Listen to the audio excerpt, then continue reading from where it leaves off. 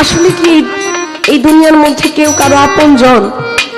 আসলে কেউ কারো আপন না। এই দেশটা কিন্তু আমার না, এই দেশে আমি ছিলাম না। আমার একটা দেশ ছিল আলাদা, সেই দেশ থেকে এই দেশে এসেছি। আমি আবার আমার দেশে চলে যাব। আপনি চলে গেলে আপনার সাথে যেহেতু কেউ যাবে না, তাহলে এই দেশে আপনার দরদি কেউ নাই। যারা নিকটের বন্ধু তারা মনে রাখবে। গানের মধ্যে আছে,